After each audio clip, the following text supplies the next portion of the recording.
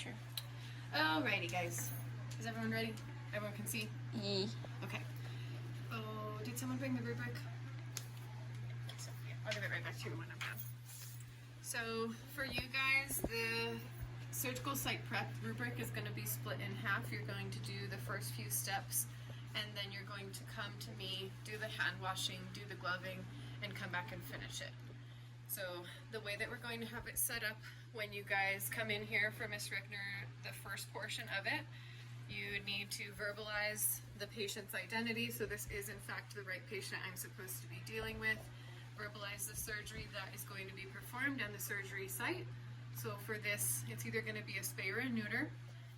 Depending on if it's a spay or a neuter is going to change the area that you shave. So Miss Rickner will let you guys know which one you're going to be prepping for. If you are prepping for a spay, it's usually a much larger rectangle than for a neuter, but your area to focus on is going to be the bottom of the rib cage. It's also called the xiphoid to the pubis bone. So about here to here and almost all the way to each one of those thighs, if not up them a little bit.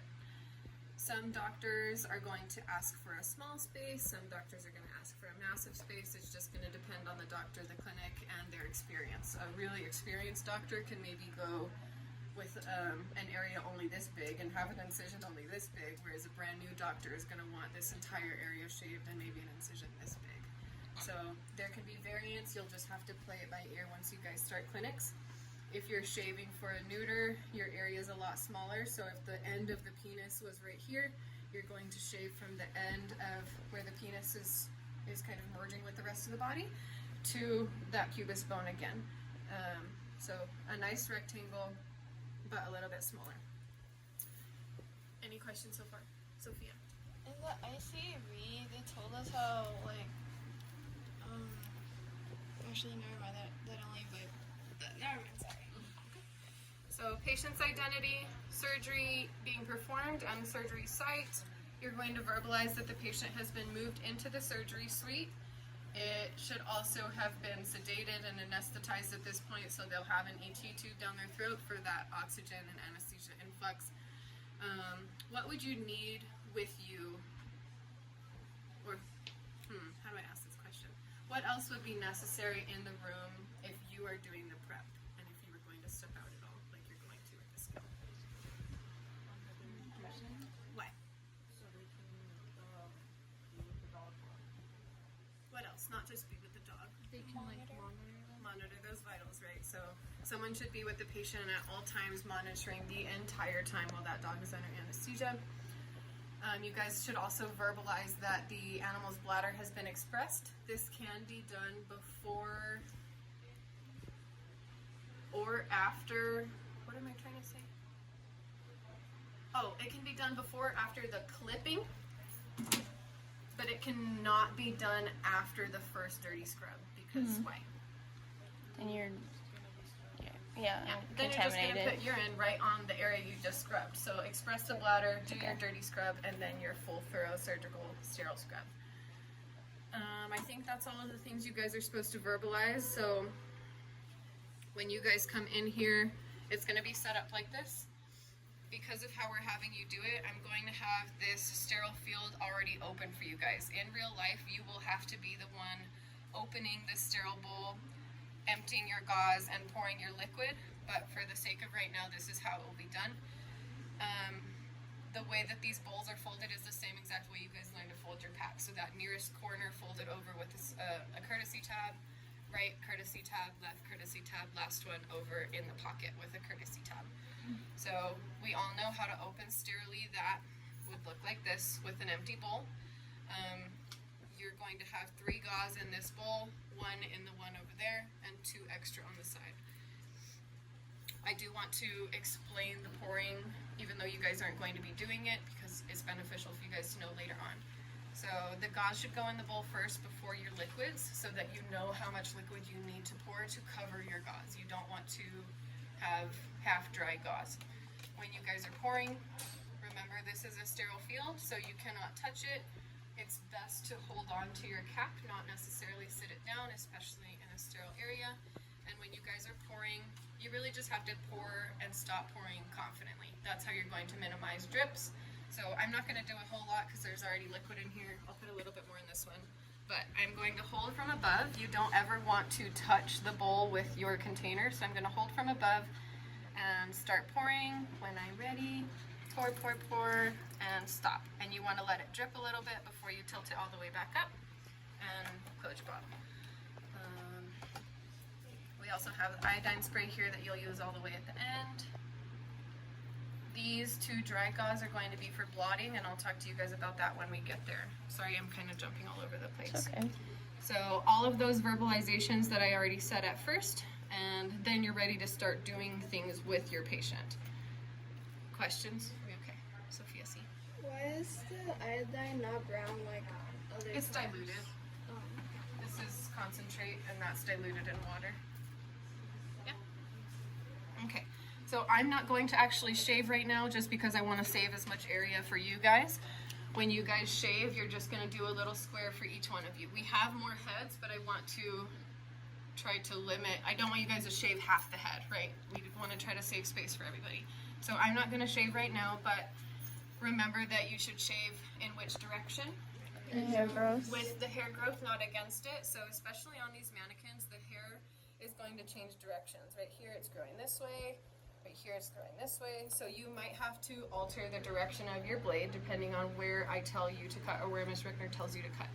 So turn your clippers on, cut your area. I'm just going to pretend right now.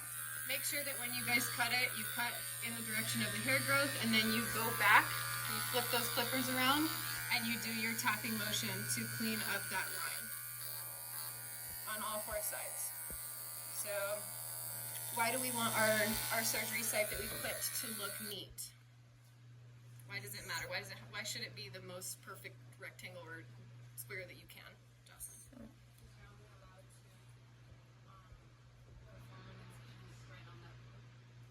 Not necessarily, Joanna. So that you know where it should be sterile? Not necessarily. Think about the client's perception. Not necessarily. Go ahead. So the client knows exactly where the incision was made and can monitor that? Nidia? You don't want the dog and like the owner doesn't want the dog to like the hair scratch that thing. Yeah, so say you took your dog in to get a spay or neuter and they came home with the ugliest cut job known to man. What does that make you feel about how your dog was treated?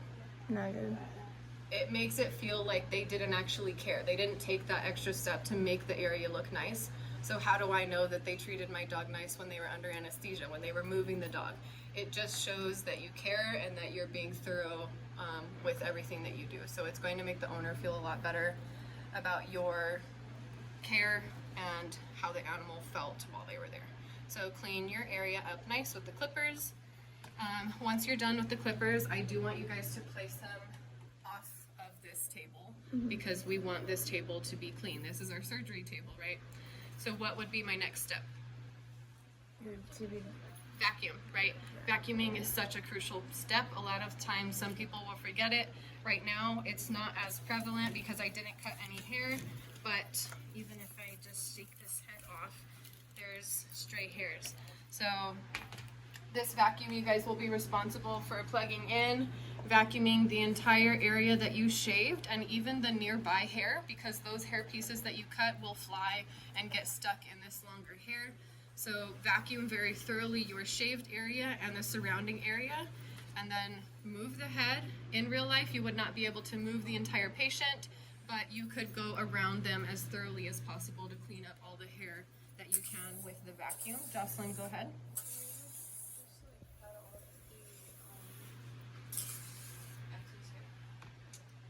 Not necessarily. You don't really want to be touching the patient very often. You don't want to move them at all, so the best bet is going to be to use the vacuum. Depending on the strength of the vacuum, you can touch the skin directly, but if the clinic has a high power vacuum, you don't want to let it suction onto the skin because you will cause like a blood blister under the skin surface. So they may have shown you, I think someone in the morning told me they showed you this in one of the videos you guys watched. much, but you can kind of put one finger over the opening of the vacuum and use that to create some space in between the vacuum head and the surface so that it doesn't suction, but it's still utilizing the suction power. So when you guys finish with the vacuum, I also want you to remove that from your area. I will have this more cleaned off so you guys don't feel as cramped. That's just broken sterility, but we're gonna pretend I didn't want it to fall off the table. So our clipping is done, our vacuuming is done. You're going to do this one dirty scrub and then you're gonna pause right here. So for the dirty scrub, I'm just gonna have one gauze in this bowl right here for you guys. You're gonna pick it up, you're gonna squeeze out the excess. And again, in real life, this hand should not touch the patient. I told Miss Rickner when this part happens, she's going to hold the head for you guys so it doesn't move. For right now, I'm going to hold it, just for the sake of me holding it. It wouldn't stay in its place if I tried to scrub it without it. So I'm gonna say this was my area that I shaved off. I'm gonna take my gauze. If you need to open it up a little bit, you can. And you're going to scrub hard. This initial dirty scrub, you're trying to get that dirt that is stuck in the skin. The belly is a really common area for debris and dirt and bacteria to get lodged into the skin cells. So you are going to scrub back and forth in every direction. Turn it, scrub. Since Miss Rickner's holding it down, would we have to like go around the table or? Not necessarily. Like you can Yeah. change directions just with your arm. Okay. So this is your initial scrub. This is back and forth, really rough, and it doesn't matter if you're touching hair or not. You're trying to get the majority of the dirt off the skin surface right now. So Zoe, go ahead. So for the first dirty scrub, we're not going in a circular motion? No. Okay. And You it doesn't are- matter if we go back on? No. It Okay. doesn't matter Doesn't if you like touch the gauze or how much you touch the gauze. Okay. So go ahead, Sophia. Sorry, Go does ahead. it matter if like your skin like touches skin or The dirty scrub is not sterile. You are not sterile at this point. You are just trying to get the bulk of the dirt off the skin so that when you do your sterile scrub, you're just doing kind of the finalization of making that area clean. This is where you're gonna get the bulk of the dirt off. If any of you guys have animals at home and they are allowed in the outside area and the inside area, or if they're allowed just in the outside area, I want you guys to, if you can, go home and look at their bellies. Look at the crevice of their leg right here. See if you can see dirt on their bellies because it's very common and it literally gets stuck to their skin. So you're gonna scrub the heck out of that every direction. The trash can will be right here for you guys, so when you're done with that dirty scrub, you're just going to discard of that. You're gonna head to me, you're gonna do your hand washing. So again, 5-minute minimum, 10 scrubs every single surface, starting from that outside pinky, so 10, 10, 10, 10, 10, outside of the thumb, 10, 10, 10, 10, 10. Palm, both directions, front to the fingers, sides of the fingers, nails, knuckles, back of the hand, down the wrist, right? Both hands, rinse, and then you must keep your hands above your waist. Your next step is going to be gloving. So the glove that you guys have practiced with, remember there's that outside packaging and the inside packaging. I will open the outside packaging for you because why? Because we're sterile. And the outside packaging is what? Not Not sterile. sterile. So that outside surface is not sterile. I'm going to open the external package and place the sterile packaging onto a Mayo stand. The entirety of the surface of the Mayo stand underneath your gloves is going to be covered in glow germ. So you are really going to be able to tell if you contaminate your gloves during that application process. So I'm going to check your hands with the UV light right after you scrub. I'm going to check your gloves right after you glove. And then you're going to all the way back over here to Miss Rickner and you're going to finish the rubric. So the remaining items on the rubric, once you get in here, you are sterile. This is sterile. You can touch this with your gloves. You can touch anything that is inside of this pack with your gloves. I will have, Miss Rickner will move this in between that time so it's not in your sterile field or on the surgery table at all. Will an assistant do that? Or when you're gone? In real I'm just clinicals? trying to save time for you guys right now. So in real life, usually like the person who does the dirty scrub is responsible for discarding and washing all of those materials. So not necessarily. You are the assistant. Oh, okay. Lydia? So after you have like your gloves on and stuff, would you not want to touch any other part of the dog besides the area that Correct. you're sterile? Correct. Sophia, see. In the clinical setting, like, how would you put on your gloves because it still has like the ulterior? You're gonna open the outside packaging before you wash your hands. Jocelyn. Are you guys gonna go enough for dental? I have no idea. That's up to her. I don't normally, but she maybe will. I have no idea. We haven't talked about it yet. This No. test is on Friday. Yes. This Friday? Yes. Anything else? Okay, so I've had my gloves on. I am now entering my surgery suite to do my sterile scrub. So I have my 3 gauze in here. I'm just gonna leave this hand up. I'm not really gonna do anything with this hand because again, you should not be touching the patient, but I'm going to for the sake of holding onto the head. So pick 1 gauze up. They sometimes get together, stuck together in this solution. Don't be afraid to take your time.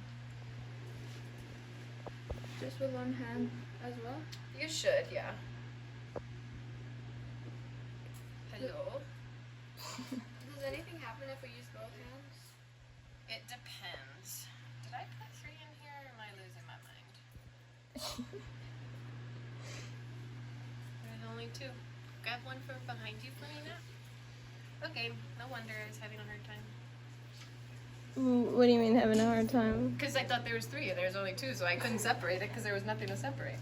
Oh, okay, So my first gauze picked up, squeeze out the excess, and then I'm going to start my concentric circles, starting from the middle of the area. So I'm going to hold on to it for right now.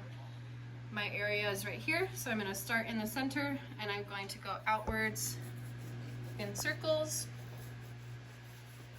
up until the point where I reach hair. I'm going to stop and discard. Next gauze, pick it up, squeeze out the excess. Starting in the center again, going in those concentric circles up until the point where I reach hair, and I'm going to stop, discard, do my 3rd one, total of 3 scrubs with the Chlorhex, squeeze out the excess, and do my final concentric circle, starting in the middle, going outwards. So Miss Rickner would hold the head for us the entire time. Yes. Okay. And we Touching would keep our left hand up? Well, it doesn't matter which hand, Oh, okay. but your non-using hand, yes. Mm-hmm. Last one, discarded. My next step is going to be to coat the surface in iodine, so you guys are welcome to spray this on the head. You're coating your area that you have scrubbed, and after that you would leave it alone in real life. Nothing should touch that surface up until the point where the doctor places the drape over the patient. This last item on here, these 2 dry gauzes, they are used to blot any excess liquid that has pooled. So the most common area, just real quick guys, in dogs is going to be this area right where the hip and the abdomen kind of meet. It's an area lower than the rest of the body. The liquid will pool there, so you are only blotting with this. You will touch the outside perimeter where the liquid has pooled, not the inside circle that you cleaned. If I blot at all where the hair is, that's going to be my last blot. So, the blot is on the skin, not the hair? It's on the outside surface of your surgery site. Any liquid that has pooled near the edges. You cannot blot anything in the center of the surgery site where the incision's going to be made. So it's fine if it's on the skin, just as long as it's not on the incision site? Yes, and you really want to just tap. You're not moving in any direction when you're blotting. Mm-hmm. Gentle tapping? And then my last step is going to be to properly remove my gloves, right? Yes. And discard. Okay. Other questions right now? What does it mean on your like communicative ability, professionalism on that? I'm going to assume the verbalization, but Ms. Ricker, maybe you can answer that bottom one. So that bottom one where it says communication and everything, that is how well you are articulating what you are verbalizing, right? Oh, okay. If you can verbalize properly Mhm. and articulate, speak up, be confident about it, Mhm. then you're going to be that way with the owner when you have to explain things. Mhm. Okay? Proper communication. Also with your teammates when you're in the surgical room, Mhm. they need to be able to understand you. So that's what I'm doing. Or Oh. that's one. Okay. Okay? Yeah. Alrighty. I know the bell rings, so go ahead. Go. All right. Repeat your words.